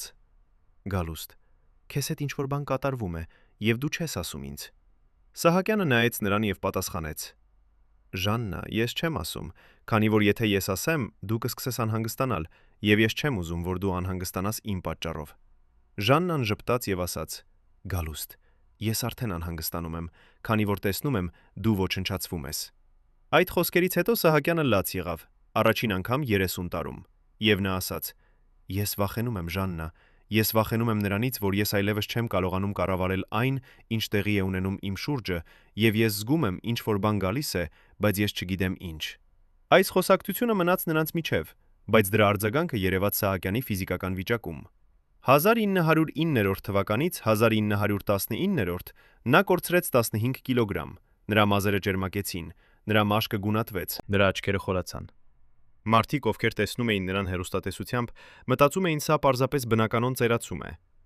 Բայց նրանք, ովքեր տեսնում էին նրան մոտիկից, հասկանում էին սա ինչ-որ այլ բան էր։ Սա էր ոչ թե ծերացում, այլ հյուծում, երբ մարդը այրվում է ներսից եւ դառնում մոխիր։ Արդյոք Գալուստ Սահակյանը գիտակցում էր, որ իր մարմինը դարձել է ժամացույց, հաշվելով օրերը մինչև ինչ-որ անհուն։ Արդյոք նա սպասում էր մահվան, թե փրկության։ Եվ ամենակարևորը, ով էր այն մարդը, ում համար նա այրվում էր։ Երբ Գալուստ Սահակյանը մահացավ 1919 թվականի մայիսի 31-ին օրը, ողջ Հայաստանը սգավորեց։ Նրա թավումը մասնակցեցին հազարավոր մարդիկ, նրա մասին խոսեցին որպես քաղաքակրթության լեգենդ, կանանց սիրելի տղամարդ, անհասկանալի խոսքերի մայստրո։ Բայց 2 տարի անց, 1921 թվականին, մի հարցազրույցում մի նախկին հանրապետական կուսակցության անդամ ասաց մի բան, որը ստիպեց մարդկանց նորից մտածել Սահակյանի մահվան մասին։ Նա ասաց. «Գալուստ Սահակյանի մահից հետո մի մարդ ստացավ ամեն ինչ՝ իշխանությունը, գումարը, հեղինակությունը, եւ այդ մարդը նախկինում եղել է Սահակյանի ամենամոտ ընկերը»։ Հարցազրույցը հրապարակվեց, բայց հարցազրույին հրամայվեց հեռացնել այդ մասը, եւ այն երբեք չներկայացվեց հանրությանը։ Բայց հարցը մնաց. ով էր այդ մարդը, ում համար Սահակյանի մահը եղավ բարերարություն։ Պատասխանը գտնելու համար մենք պետք է վերադառնանք 1909 թվականի դեկտեմբեր, երբ Սահակյանը ընտրվեց խմբակցության ղեկավար։ Այդ ընտրությունը եղավ անակնկալ, քանի որ մինչև այդ Սահակյանը չէր համարվում հիմնական թեկնածու։ Գոյություն ուներ մեկ այլ թեկնածու, ով ուներ տնտեսագիտական պաշտոն, բանկային կապեր եւ ուժեղ նախագիծ։ Այդ մարդու անունը չի հիշատակվում պաշտոնական հրապարակումներում, բայց ըստ կուլիսային աղբյուրների նրա անվան հապավումներն էին. Այն նույն հապավումները, որոնք գտնվում էին Սահակյանի գաղտնի հանդիպումների ցանկում, որը ոչնչացվեց արխիվից։ Այդ մարդը կորցրեց ընտրությունները Սահակյանի օգտին, միայն 5 ձայնի տարբերությամբ։ Ըստ մի վկայի, երբ արդյունքները հայտարարվեցին, Համեն դուրս եկավ դահլիճից եւ չվերադարձավ 3 օր։ Բայց ինչու էր Սահակյանը հաղթել։ Պատասխանը տալիս է մի նախկին падգամավոր։ Սահակյանը հաղթել է, քանի որ կանայք քվեարկեցին նրա օգտին։ Նրանք չհավատացին Համենի էկոնոմիկական պլանին, նրանք հավատացին Սահակյանի մարդկայնությանը։ Սա ստեղծեց խոր վիրավորանք Համենի մոտ, ով սկսեց մտածել, որ Սահակյանը գողացել է իր իրավունքը։ Հետագա 2 տարիներին ՀՄ մնաց խմբակցության մեջ, բայց նա փոխեց իր դիրքորոշումը։ Նրա աջակիցները պատմեցին, որ նա մի անգամ ասել է. «Սահակյանը դերասան է, ով խաղում է քաղաքական գործիչ, բայց ես իմանում եմ իրական խաղը»։ 1916 թվականին, երբ Սահակյանը դարձավ ազգային ժողովի նախագահ, Համենը ստանձնեց նոր պաշտոն, եղավ մի կարևոր հանձնաժողովի նախագահ, որը վերահսկում էր բյուջեն։ Սա նրան տվեց հսկայական ազդեցություն ֆինանսական հոսքերի վրա։ Եվ այդ պահից սկսած Սահակյանը եւ ՀՄՄ եղան ոչ թե գործընկերներ, այլ մրցակիցներ, պայքարում իշխանության համար։ Բայց Սահակյանը չգիտեր, որքան վտանգավոր էր այդ պայքարը, քանի որ Համենը ուներ մի բան, ինչ Սահակյանը չուներ՝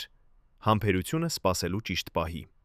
1918 թվականին Սահակյանի առողջական վիճակը սկսեց վատանալ, եւ ՀՄ սկսեց պլանավորել։ Նա հասկացավ, եթե Սահակյանը հեռանա քաղաքականությունից կամ հիվանդության կամ մահվան պատճառով, ապա պաշտոնը կփոխանցվի նրան, քանի որ նա հաջորդ ամենահեզաշահ թեկնածուն էր։ Բայց նա նաև հասկացավ, չի կարող պարզապես սպասել, երբ Սահակյանը մեռնի բնական մահով, քանի որ Սահակյանը կարող էր ապրել եւս 10 տարի, եւ 10 տարում ՀՄ-ի իր հնարավորությունները կկորցվեին։ Հենց այդ պատճառով նա սկսեց նպաստել Սահակյանի հյուծմանը, ստեղծելով սթրեսային իրավիճակներ, քննադատելով նրա որոշումները, շրջանցելով նրա հեղինակությունը։ 1918 թվականի հունվարին ՀՄՄ կազմակերպեց մի նիստ, որտեղ քննադատեց Սահակյանի վարած բյուջեն։ Սա եղավ հրապարակային ամբաստանություն, որը ստեղծեց անվստահություն Սահակյանի նկատմամբ։ Սահակյանը պաշտպանեց իր դիրքորոշումը, բայց նիստից հետո նա մտավ իր սենյակ եւ 10 րոպե նստեց։ Երբ տիկին Ժաննա Գալստյանը լսեց, որ 2018 թվականի նոյեմբերի 30-ին նրա ամուսնուն Գալուստ Սահակյանին առաջարկել են հրաժարվել ազգային ժողովի նախագահի պաշտոնից առողջական ցուցումներով, նա առաջին անգամ մտավ Հանրապետականի կուսակցության շենք 14 տարվա ընթացքում։ Նա չզանգահարեց նախապես, չտեղեկացրեց ոչ ոքի, պարզապես մտավ երկրորդ հարկ, դուռը բացեց առանց թակելու եւ հայտնվեց այն սենյակում, որտեղ նստած էին 5 մարդ, քննարկելով նրա ամուսնու ճակատագիրը։ Նրանցից մեկը, տղամարդ մոտ 50 տարեկան, կրկնապատկած պաշտոնական փաստաթղթեր ձեռքին, կանգ առավ եւ հարցրեց. «Տիկին Գալստյան, մենք չէինք սպասում ձեզ»։ Եվ Ժաննան պատասխանեց. «Ես էլ չէի սպասում, որ կհայտնվեմ այստեղ, բայց երբ քննարկում են իմ ամուսնու կյանքը, ես ունեմ իրավունք լսելու»։ Սենյակում լռություն էր 3 երկար վայրկյան։ Հետո Ժաննան նստեց աթոռին, որը ոչ ոք չէր առաջարկել, եւ ասաց. «Ասացեք ինձ ճշմարտությունը.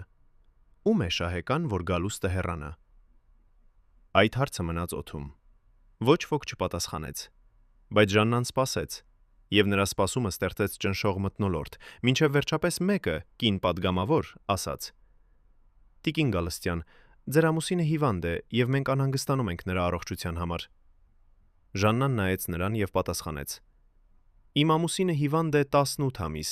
բայց դուք անհանգստացել եք միայն 30 օր առաջ, երբ հայտնվեց թեկնածու, ով կարող է փոխարինել նրան։ Ասացեք ինձ, դա անհանգստություն է, թե հաշվարկ»։ Այդ նախադասությունը փոխեց սենյակի մթնոլորտը։ 5 մարդիկ նայում էին միմյանց, փորձելով հասկանալ, թե ով պետք է պատասխանի։ Վերջապես պաշտոնական փաստաթղթեր ձեռքին տղամարդը, ում անունը թաքնված էր մինչև այդ պահը, ասաց. «Տիկին Գալստյան, դուք ճիշտ եք, որ կասկածում եք մեր մոտիվները, բայց դուք պետք է հասկանաք, քաղաքականությունը ոչ թե անձնական հարաբերություններ են, այլ ռացիոնալ որոշումներ»։ Ժաննան ժպտաց, այնպիսի ժպիտով, որը մարդիկ երբեք չէին տեսել նրա դեմքին, եւ ասաց. «Եթե դա ռացիոնալ է, ապա բացատրեք ինձ, ինչու հենց այն օրը, երբ Գալուստը մտավ հիվանդանոց, դուք հանդիպեցիք ՀՄՄ-ի հետ եւ քննարկեցիք նրա թեկնածությունը»։ Այդ վայրկյանին սենյակում եղավ պայթյուն։ Ոչ թե ֆիզիկական, այլ լեզվական, երբ 5 մարդիկ միաժամանակ սկսեցին խոսել, պաշտպանվել, ժխտել։ Բայց Ժաննան չլսեց նրանց։ Նա վեր կացավ, դուրս եկավ սենյակից եւ հայտարարեց միայն մեկ նախադասություն. «Գալուստը չի հրաժարվի, եւ եթե դուք փորձեք ստիպել նրան, ես կպատմեմ հանրությանը, ինչ գիտեմ ձեր մասին»։ Դուռը փակվեց, եւ 5 մարդիկ մնացին սենյակում, լռելյայն, հասկանալով, որ նրանց պլանը խափանվեց մի կնոջ կողմից, ով երբեք չէր խառնվել քաղաքականության մեջ։ Բայց ինչ գիտեր Ժաննա Գալստյանը, որը պատրաստ էր բացահայտել։ Պատասխանը թաքնված է նրա անձնական օրագրում, որը նա վարել է 1984-ից մինչև 2019 թվական։ Այդ օրագիրը երբեք չի հրապարակվել, բայց նրա դուստրը, Արմինեն, մի անգամ թույլ տվեց մի վստահելի լրագրողի կարդալ 3 էջ։ Այդ էջերում Ժաննան նկարագրել էր 2018 թվականի սեպտեմբերի 18-ին, այն օրը, երբ Գալուստ Սահակյանը ունեցավ գաղտնի հանդիպում ՀՄ-ի հետ։ Ժաննան գրել էր. «Գալուստը վերադարձավ տուն ժամը 11-ին երեկոյան, նստեց իմ դիմաց եւ լռեց 20 րոպե։ Ես հարցրի ինչ է եղել, եւ նա պատասխանեց. այսօր ինձ առաջարկեցին փող, որպիսի հրաժարվեմ խմբակցության ղեկավարի պաշտոնից։ Ես հարցրի ով, եւ նա ասաց. մարդ, ում ես համարում էի ընկեր։ Ես հարցրի ինչ ասացիր, եւ նա պատասխանեց. ասացի ոչ, բայց հիմա վախենում եմ, քանի որ մարդը, ով առաջարկում է կաշառք, կարող է առաջարկել նաեւ այլ բան։ Այդ գրառումը բացահայտում էր ամեն ինչ։ Փորձել էր գնել Սահակյանին 1918 թվականին, եւ երբ Սահակյանը մերժել էր, սկսել էր պլանավորել այլ ճանապարհ, ստեղծել պայմաններ, որտեղ Սահակյանը ստիպված կլիներ հեռանալ։ Եվ ամենահաջող ճանապարհը եղավ նրա առողջական խնդիրները, որոնք իրական էին, բայց որոնք ՀՄ օգտագործեց որպես հիմնավորում, պահանջելու նրա հեռացումը։ Բայց ՀՄ չէր հաշվել մի բանի վրա. Ժաննա Գալստյանը։ Այդ կինը, ով 34 տարի ապրել էր ստվերում, այժմ պատրաստ էր դուրս գալ լույս եւ պաշտպանել իր ամուսնուն։ 1818 թվականի դեկտեմբերի 1-ին Ժաննան կանչեց մի հանդիպման, որտեղ ներկա էին Հերմինե Նաղդալյանը, Շուշան Պետրոսյանը եւ եւս 6 կին падգամավորներ։ Այդ հանդիպումը տեղի ունեցավ Ժաննայի տանը, առաջին անգամ, երբ քաղաքական հարցեր քննարկվեցին նրա տանը։ Ժաննան նստեց նրանց դիմաց եւ ասաց. «Ես գիտեմ, դուք սիրում եք Գալուստին, եւ հենց այդ պատճառով ես ձեզ խնդրում եմ, պաշտպանեք նրան։ ՀՄ ուզում է վերացնել նրան քաղաքականությունից, եւ եթե նա հաջողի, հաջորդը դուք կլինեք»։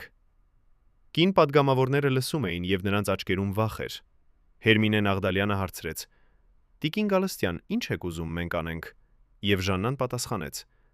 «Ես ուզում եմ դուք մնաք Գալուստի կողքին, եւ երբ ամենը փորձի քվեարկել նրա հեռացման մասին, դուք ասեք ոչ»։ Այդ հանդիպումից հետո ստեղծվեց մի անհայտ դաշինք՝ կին падգամավորների դաշինքը, որոնք որոշեցին պաշտպանել Սահակյանին։ Մեն չգիտեր այս դաշինքի մասին մինչև 2019 թվականի հունվարի 15-ին, երբ նա փորձեց հարուցել քվեարկություն Սահակյանի հրաժարականի մասին։ Քվեարկության ընթացքում 12 կին падգամավորներ քվեարկեցին դեմ, եւ Համենի առաջարկությունը մերժվեց։ Համենը հասկացավ, ինչ որ մեկը կազմակերպել է դիմադրություն, բայց նա չգիտեր ով։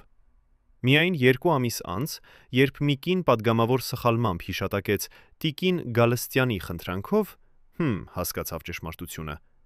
Այդ պահից սկսած ՀՄ փոխեց իր ռազմավարությունը։ Նա հասկացավ, չի կարող հեռացնել Սահակյանին քաղաքականությունից, քանի որ Ժաննա Գալստյանը կանգնած է նրա հետևում։ Բայց նա նաև հասկացավ, Սահակյանի առողջությունը վատանում է, եւ ժամանակը նրա կողմակում է։ Նա պարզապես պետք է սպասեր։ Եվ նա սպասեց մինչև 2019 թվականի մայիսի 31-ին, երբ Գալուստ Սահակյանի սիրտը կանգ առավ։ Բայց արդյոք Ժաննա Գալստյանը հավատում էր, որ սա բնական մահ էր։ Արդյոք նա երբևէ հարցրեց, ինչու հենց այդ օրը, երբ Սահակյանը պլանավորում էր հանդիպում, որտեղ պետք է բացահայտեր Համանի ֆինանսական սխեմաները, նրա սիրտը կանգ առավ։ Արդյոք նա երբևէ պահանջեց հետաքննություն։ Պատասխանը գտնվում է նրա վերջին հանրային հայտարարության մեջ, որը նա արեց 2021 թվականին։ Նա ասաց. «Ես չեմ կարող ապացուցել, որ իմ ամուսնու մահը ոչ թե բնական էր, բայց ես նաև չեմ կարող ապացուցել, որ բնական էր։ Եվ այդ անորոշությունը կապրի ինձ հետ մինչև իմ վերջին օրը»։ 1919 թվականի մայիսի 30 առաջին օրը Գալուստ Սահակյանը արթնացավ ժամը 5:20 Սա էր տարօրինակ, քանի որ նա սովորաբար արթնանում էր ժամը 6-ին։ Նա նստեց անկողնում 3 րոպե եւ լսեց իր սրտի զարկերը։ Դրանք դանդաղ էին, յուրաքանչյուր զարկը կարծես սպասում էր հաջորդին։ Հետո նա գնաց Ժաննայի սենյակ, որտեղ նրա կինը դեռ քնած էր, եւ համբուրեց նրա ձեռքը։ Ժաննան արթնացավ եւ հարցրեց. «Գալուստ, դու լավ ես»։ Եվ նա պատասխանեց. «Ես չգիտեմ ինչ է լավ լինելը, բայց ես այստեղ եմ»։ Ժաննան նայեց նրան եւ տեսավ մի բան, որը սարսափեցրեց նրան։ Սահակյանի աչքերը լցված էին արցունքներով։ Նա հարցրեց. «Գալուստ, ինչու ես լաց լինում»։ Եվ նա պատասխանեց. «Քանի որ այսօր ես պետք է անեմ ինչ-որ բան, որը կարող է փոխել ամեն ինչ, եւ ես վախենում եմ»։ Ժաննան վեր կացավ, նստեց նրա կողքին եւ ասաց. «Գալուստ, քեզ հետ ինչ-որ բան կատարվում է, եւ դու պետք է ինձ ասես»։ Սահակյանը շնչեց խորը եւ պատմեց. «Այսօր ես ունեմ հանդիպում խմբակցության հետ, եւ ես պետք է ներկայացնեմ փաստաթղթեր, որոնք ապացուցում են ՀՄՀ օգտագործել է իր պաշտոնը հարստացնելու իր ընտանիքին։ Այդ փաստաթղթերը ես հավաքել եմ 18 ամիս, եւ եթե ես ներկայացնեմ դրանք, ՀՄՀ կկործանվի։ Բայց ես նաեւ գիտեմ նա չի թողնի, որ դա տեղի ունենա»։ Ժաննան լսում էր եւ նրա դեմքը գունատվեց։ Նա ասաց. «Գալուստ, եթե դու գիտես սա վտանգավոր է, ինչու ես անում դա»։ Եվ Սահակյանը պատասխանեց. «Քանի որ եթե ես չանեմ, ես կլինեմ այն տղամարդը, ով տեսավ անարդարությունը եւ լռեց, եւ ես չեմ կարող լինել այդ տղամարդը»։ Ժամը 7-ին Սահակյանը լքեց տունը։ Ժաննան կանգնած էր պատշգամբում եւ նայում, ինչպես նրա մեքենան հեռանում է։ Նա չգիտեր սա կլինի վերջին անգամը, երբ նա տեսնում է իր ամուսնուն կենդանի։ Սահակյանը մտավ ազգային ժողովի շենք ժամը 7:25-ին եւ բարևեց 5 մարդու, ովքեր տեսան նրան ընդհանուր միջանցքում։ Նրանցից մեկը, սպասարկուհի, հետագայում պատմեց. «Գալուս Գրիգորիչը ժպտաց ինձ եւ ասաց բարի լույս, եւ ես նկատեցի նրա ձայնը տարօրինակ էր։ Կարծես նա հուժկու էր ասում ցտեսություն»։ Սահակյանը մտավ իր սենյակ եւ 15 րոպե նստեց իր աթոռին, նայելով երկու թղթապանակներին, որոնք պառկած էին նրա սեղանին։ Այդ թղթապանակներում էին փաստաթղթերը, որոնք պետք է ներկայացներ։ Ժամը 8:45-ին նրա օգնականը, երիտասարդ կին, մտավ սենյակ եւ ասաց. «Գալուս Գրիգորի, խմբակցությունը սպասում է ձեզ»։ Սահակյանը նայեց նրան եւ հարցրեց. «Ասացեք ինձ, եթե դուք գիտեիք ճշմարտություն, որը կարող է վնասել մարդուն, բայց նաեւ կարող է փրկել տասնյակ այլ մարդկանց, արդյոք դուք կասեիք այդ ճշմարտությունը»։ Օգնականը շփոթված էր եւ պատասխանեց. «Ես չգիտեմ, Գալուստ Գրիգորի»։ Սահակյանը ժպտաց եւ ասաց. «Ես էլ չգիտեմ, բայց ես պետք է ընտրեմ հենց հիմա»։ Նա վեր կացավ, վերցրեց թղթապանակները եւ դուրս եկավ սենյակից։ Այն ինչ տեղի ունեցավ հաջորդ 15 րոպեի ընթացքում, մնաց որպես լեգենդ, որովհետեւ ոչ ոք ճիշտ չգիտի, ինչ խոսեցին խմբակցության նիստում։ Բայց կան հատվածներ, որոնք վերականգնեն են վկաները։ Ըստ մի падգամավորի, ով ներկա էր նիստում, Սահակյանը մտավ դահլիճ եւ դրեց թղթապանակները սեղանին։ Նա սկսեց խոսել. «Հարգելի գործընկերներ, ես այսօր բերել եմ փաստաթղթեր, որոնք ապացուցում են մի բան, որը ես ուզում էի չհավատալ։ Մեր մեջ կա մարդ, ով օգտագործել է ձեր վստահությունը հարստացնելու իր ընտանիքին»։ Դահլիճում լռություն էր։ Սահակյանը շարունակեց. «Ես չեմ ուզում անվանել այդ մարդու անունը, քանի որ ես ուզում եմ տալ նրան հնարավորություն ինքը ընդունել իր սխալը»։ 3 վայրկյան լռություն եւ հետո մի ձայն լսվեց. «Սահակյան, դուք խոսում եք իմ մասին»։ Սա էր հմի ձայնը։ Սահակյանը նայեց նրան եւ ասաց. «Ես խոսում եմ փաստերի մասին, ոչ թե մարդկանց մասին։ Եթե դուք ճանաչում եք ձեզ այդ փաստերում, դա ձեր ընտրությունն է»։ ՀՄ վեր կացավ եւ ասաց. «Սահակյան, դուք հիվանդ եք, եւ դուք չգիտեք ինչ եք ասում»։ Այդ նախադասությունը ստեղծեց ցնցում դահլիճում։ Սահակյանը ժպտաց եւ պատասխանեց. «Ես գուցե հիվանդ եմ, բայց փաստաթղթերը առողջ են»։ Նա բացեց առաջին թղթապանակը եւ սկսեց կարդալ։ Նա կարդաց 5 րոպե, թվեր, ամսաթվեր, բանկային փոխանցումներ։ Ամեն նախադասության հետ հմի դեմքը գունատվում էր։ Հետո Սահակյանը կանգ առավ։ Նա դրեց ձեռքը կրծքավանդակին եւ ասաց. «Ներողություն, ես զգում եմ»։ Նա չավարտեց նախադասությունը։ Նա ընկավ աթոռին, նրա աչքերը փակվեցին, նրա շնչառությունը դադարեց։ Դահլիճում խուճապ սկսվեց։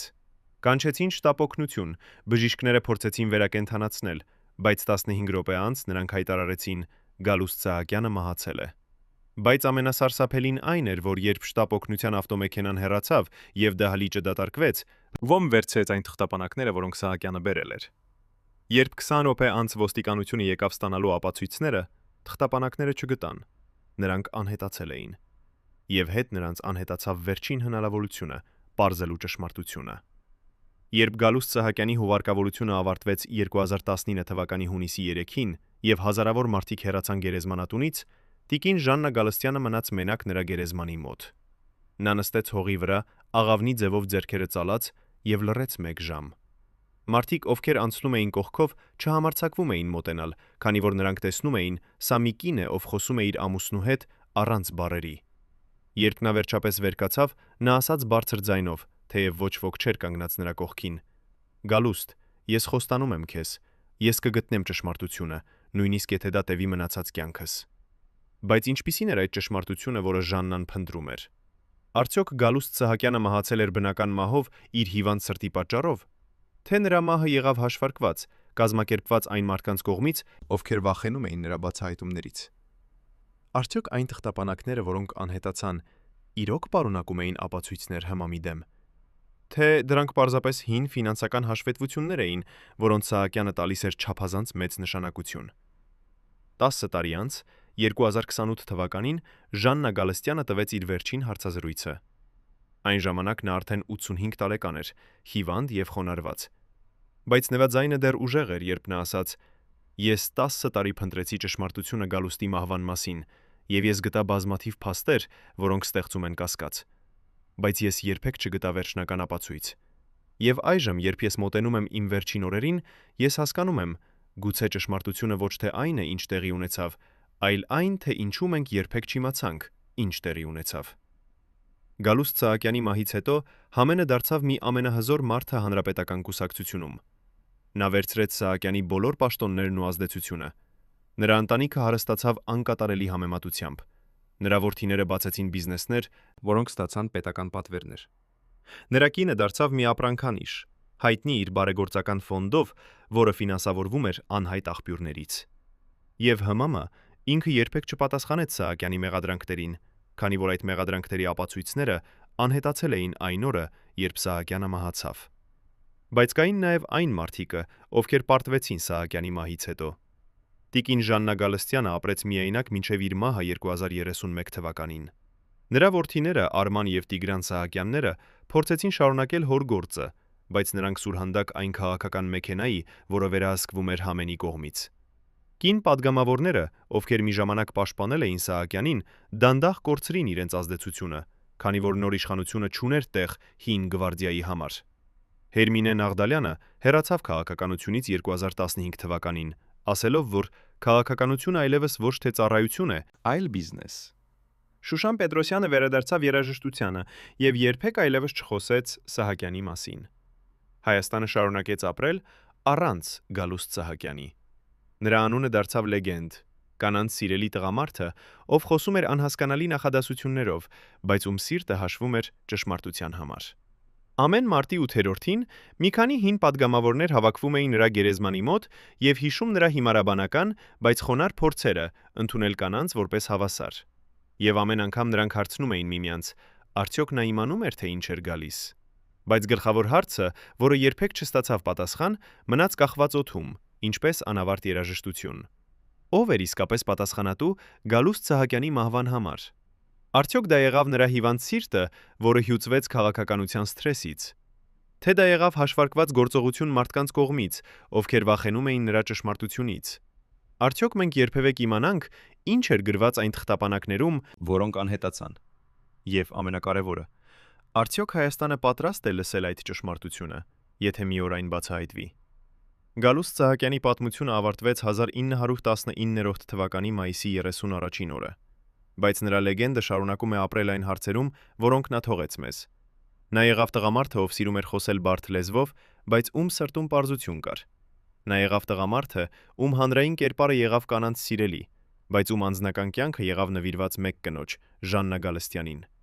Եվ նա եղավ տղամարդը, ով փորձեց բացահայտել ճշմարտություն, բայց ում ճշմարտությունը թաղվեց նրա հետ։ Մենք չենք կարող վերադարձնել Գալուստ Սահակյանին։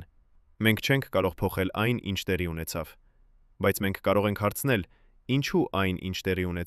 տեղի ունեցավ ճիշտ այնպես։ Եվ այդ հարցը կախված օդում, անպատասխան, անվերջ, հենց սա է Սահակյանի իսկական ժառանգությունը։ Ոչ թե նրա ելույթները, ոչ թե նրա պաշտոնները, այլ նրա հարցերը, որոնք մենք դեռ վախենում ենք տալ։